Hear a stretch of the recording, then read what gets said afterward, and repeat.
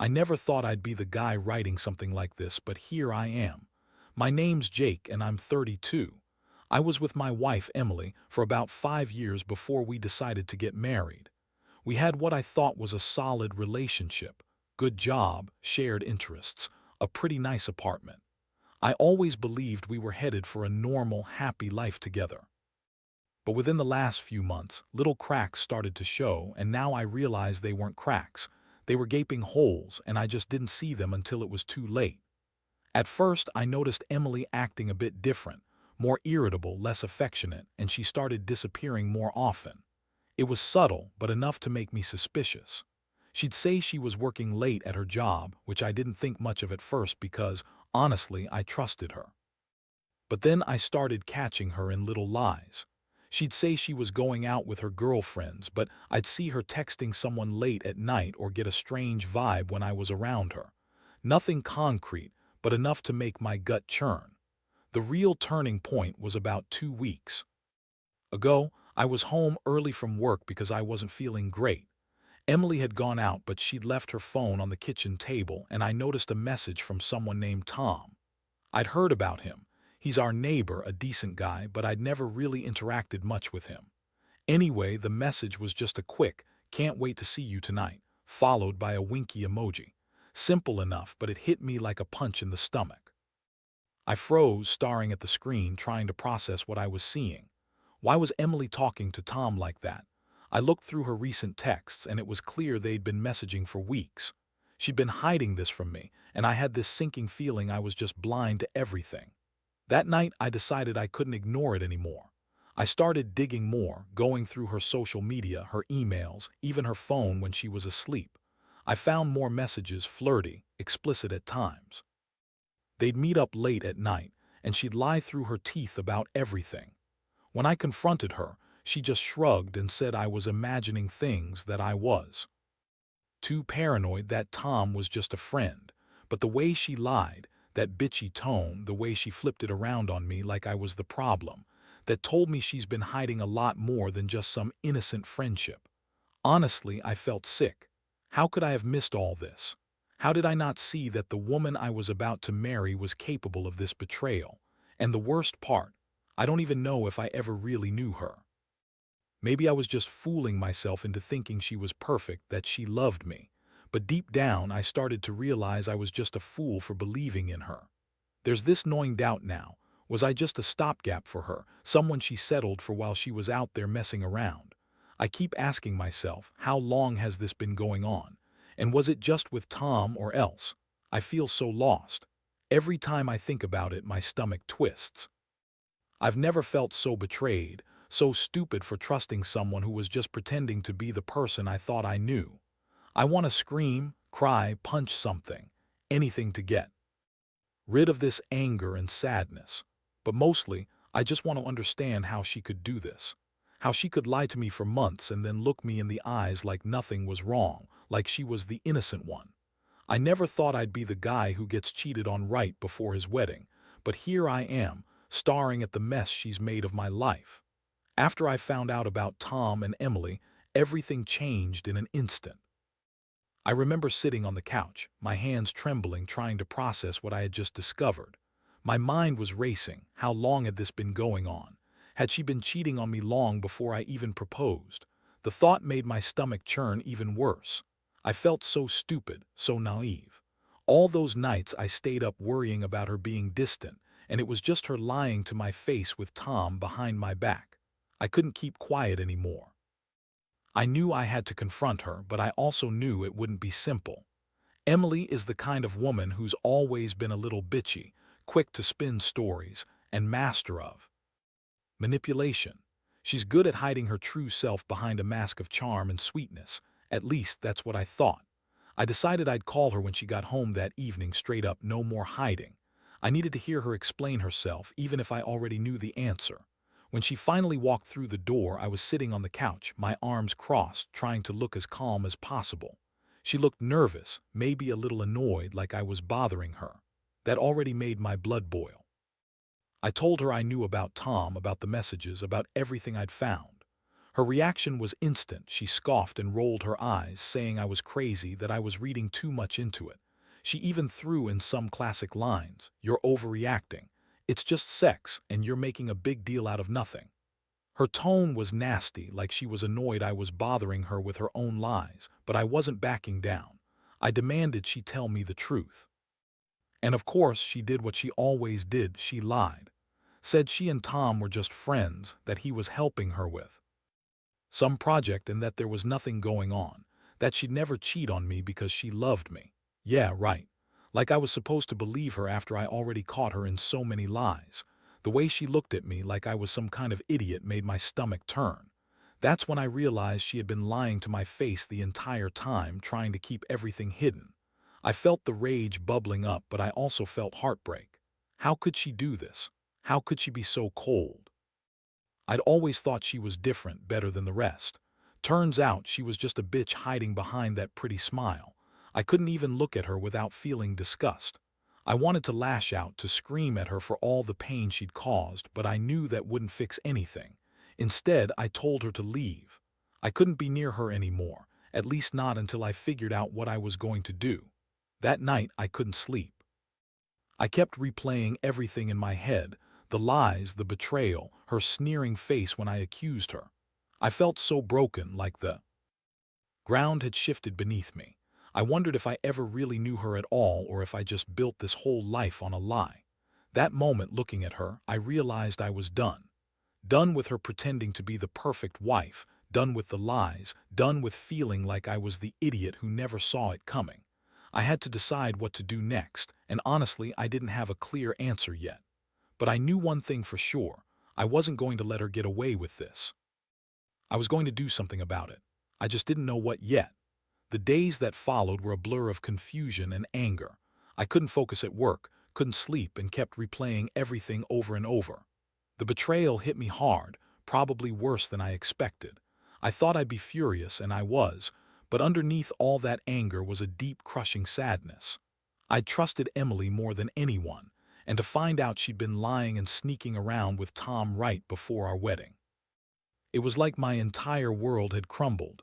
I kept asking myself, how could she do this? How could she lie so easily, manipulate everything, and then turn around and pretend to be innocent?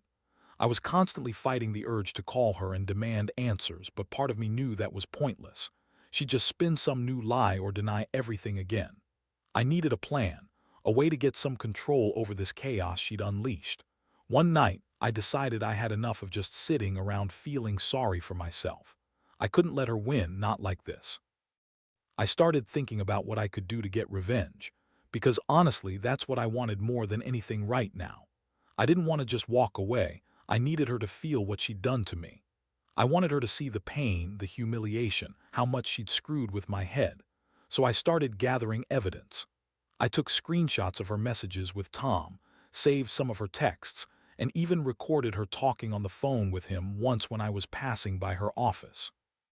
I knew I had to be careful, but I wasn't going to let her get away with this without some consequences. I also looked into her phone records, her social media, anything I could find that proved she'd been unfaithful. It was a strange feeling, like I was turning into some kind of detective, but I couldn't help it. I needed to see how far she'd gone, how deep her lies went. Meanwhile, she kept trying to play the innocent victim, lying about Tom, denying they'd done anything more than talk, acting like I was crazy for even suspecting her. That bitchy tone she always used when she was cornered, like she thought she was smarter than everyone else. I hated that side of her. I hated how she thought she could manipulate her way out of this just by denying everything. But I wasn't buying it anymore. I was starting to see her for what she really was, a selfish, entitled woman who would screw anyone just to get what she wanted. That realization made me even angrier. I wasn't just hurt, I was furious. Furious at her for hurting me, furious at myself for not seeing it sooner.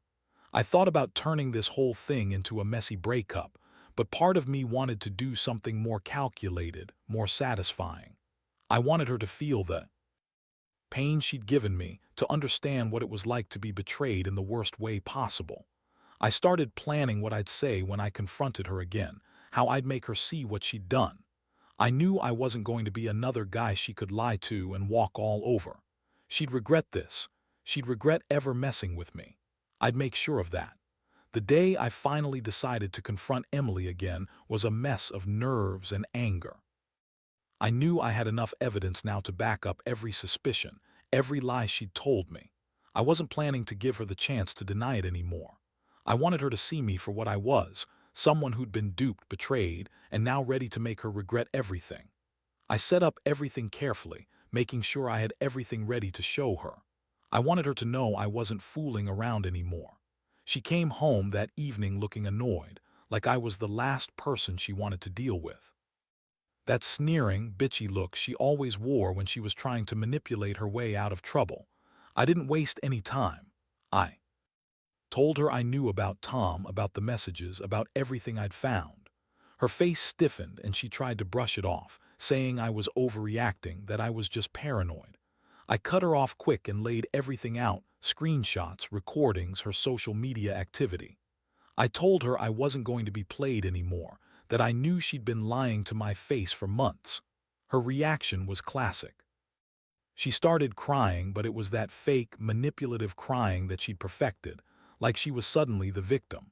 She said she was sorry, that she was stressed, that Tom was just a distraction, that she loved me and never meant to hurt me. I could see right through her. That bitchy attitude was back in full force, like she thought she was so clever, so untouchable. But I wasn't falling for any of it. I told her she had two choices. She could admit to everything and face whatever consequences, or she could keep lying and lose me forever. She looked at me with those icy eyes and spat out that she didn't cheat, she just flirted. It meant nothing. It was just sex talk, and I was crazy for accusing her. She tried to turn it around, make it seem like I was the one with the problem, that I was insecure or jealous. But I wasn't buying it. I told her she could say whatever she wanted, but I had the proof, and I wasn't going to ignore what I'd seen with my own eyes. I told her I was done, that I needed some time to think about whether I could ever trust her again. I told her to leave for the night. Watching her walk away that night was one of the hardest moments of my life. I felt a mixture of rage, sadness, and relief. Rage because she'd lied to me, sadness because I'd loved her once, and relief because I finally knew the truth. I knew I'd never be able to look at her the same way again. That mask she'd worn for so long had finally fallen, and I saw the real Emily, selfish, manipulative, and completely indifferent to the pain she'd caused. I spent the next few days flooded with questions. What did I do wrong? Was I ever enough? Could I really walk away? But deep down, I knew I didn't have a choice. I had to do what was right for me, no matter how much it hurt. The days after she left were a nightmare. I felt like I was living someone else's life, watching everything unfold in slow motion. My mind kept circling back to all the moments I thought were normal, her smiling at me, her telling me she loved me, the plans for our future. All of it now felt like a lie. I kept asking myself how I missed the signs, how I was so blind to her true nature. The betrayal was so deep I wondered if I'd ever recover, or if I'd just be some broken shell that used to be Jake. I spent a lot of time alone trying to process what had happened. The anger hit me like a wave. How could she do this with Tom right before our wedding? That thought haunted me. I had imagined walking down the aisle, saying vows, having this perfect life. Instead, I was sitting here feeling like a fool. Every time I closed my eyes, I saw her sneering face, her fake tears, the lies she told so convincingly. I realized the person I loved was just an act, a mask she wore to hide her real self. That hurt worse than any punch. Despite all that, I knew I had to move on. I couldn't keep dwelling on the past, no matter how much I wanted to punish her, make her feel guilty. The only way I could do that was to cut her out completely and focus on myself. I didn't want her to have any power over me anymore, so I started planning my next steps. I reached out to some friends for support, arranged to stay at a friend's place for a bit, and began cleaning out my apartment, getting rid of her things, deleting her number, blocking her on social media. I felt a strange mix of relief and emptiness, like I'd finally taken control, but at such a high cost. Deep down, I knew the betrayal had permanently changed me. I wasn't the same guy who trusted blindly anymore. Now I was cautious, guarded, almost paranoid. I kept thinking about revenge, about making her regret what she'd done. It wasn't just about hurting her back. It was about reclaiming my dignity, asserting that I wouldn't be played or lied to anymore. I started looking into ways to get back at her subtly, maybe tell Tom's wife or leak some of her messages to her friends. I wanted her to feel just a fraction of what I'd experienced, humiliated, exposed, vulnerable. But I also knew that revenge, no matter how tempting, wouldn't fix everything. It was just a way of fighting back against the chaos she created. In the end, I realized I couldn't undo what happened. The trust was broken, irreparably damaged. I had to decide whether to try to forgive her, to accept that she was never the person I thought she was, or to cut her out of my life completely. Honestly, I was leaning toward the latter. I didn't want to keep living with the ghost of what might have been. I had to rebuild myself from the ground up, learn to trust again, and remember that I deserved better than a wife who lied, cheated, and played me for a fool. It was the hardest lesson I ever learned. Trust is fragile, and once broken, it's almost impossible to fix. Now, looking back, I realize that the whole thing changed me in ways I never expected. I used to be someone who believed in perfect love, who thought marriage was forever, who trusted completely. But that illusion shattered the moment I found out Emily had been lying to my face all along, cheating with Tom, right before the wedding. It's like I spent all those years building a life based on a lie, and the worst part was how easily she lied and manipulated everything. I've come to understand that sometimes, the people we love the most can turn out to be the biggest betrayals. I'll admit I still feel the pain, deep down, I probably always will. But I also learned a lot about myself. I learned that I'm stronger than I thought, that I don't have to accept betrayal and lies, and that sometimes, the best thing you can do for yourself is walk away and start over. I've started focusing on healing, on rediscovering who I am outside of the pain, and on trusting myself more than I ever did before. If I could give any advice to someone in a similar situation, it would be this: trust your instincts. Don't ignore the signs, no matter how small. And when you find out the truth, don't be afraid to cut out what's toxic. It's going to hurt badly, but it's better to face the pain and move forward than to stay in a lie that's eating you alive. Because at the end of the day, nobody deserves to be played or lied to, especially by someone they loved. This experience taught me that justice doesn't always come in the way we expect, and revenge, if that's what you choose, can be satisfying for a moment, but it's nothing compared to the peace you find when you finally decide to let go of the pain. I'm still healing, still learning, but I know I'll be okay, because I've finally taken back control of my life, and that's what matters most now.